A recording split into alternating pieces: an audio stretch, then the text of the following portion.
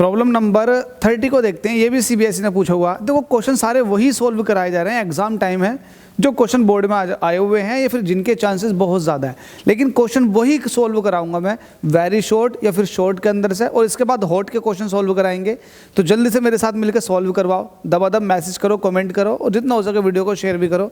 तो आपसे क्या रखा है कि an electron and a proton are accelerated through the same potential.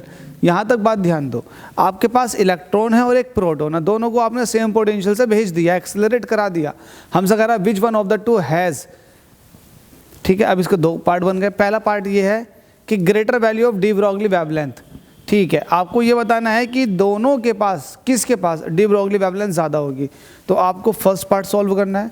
D Broglie wavelength is equal to होता है h/2m/q_v, ठीक है, in terms of voltage charge. ये होता है मोमेंटम, ठीक है। अब आपको पता है h कांस्टेंट है। मास की अगर बात करें तो मास इलेक्ट्रॉन और प्रोटॉन का अलग अलग होता है, लेकिन यहाँ क्वेश्चन में पोटेंशियल डिफरेंस सेम क्या रखा, तो आपके पास v भी सेम है। तो आप ये कह सकते हैं कि लैम्डा जो है वो प्रोपोर्शनल हो जाएगा किसके, √m के। और अब चूंकि इलेक्ट्रॉन और प्रोटॉन का चार्ज भी सेम होता है तो सिर्फ मास रह जाएगा। तो लैम्डा जो है इन्वर्सली प्रोपोर्शनल आ गया मास के।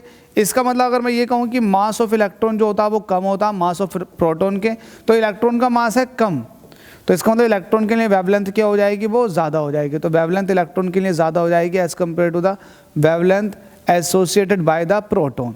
तो फर्स्ट पार्ट मैंने इतने से इसमें सॉल्व कर दिया।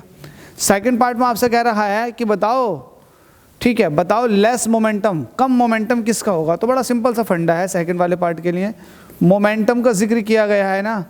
तो आपको बता दें मोमेंटम इज इक्वल टू होता है √2m/q_v, ये मोमेंटम है, ये मोमेंटम है।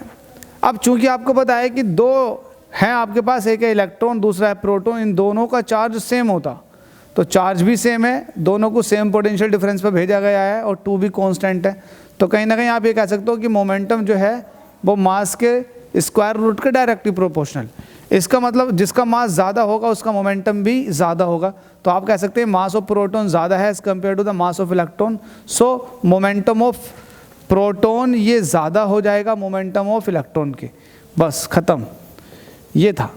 तो भाई डिटेल क्वेश्चन ऐसे सॉल्व किए जाते हैं, मज़ा आया होगा होप सो। अगले क्वेश्चन में आपसे मुलाकात करता हूँ। प्लेलिस्ट के बाकी क्वेश्चन भी देखो, बाकी किसी और के लिए थोड़ी ना है, अबे नाश्ता पानी करने के लिए थोड़ी ना, वो भी तुम्हारे लिए।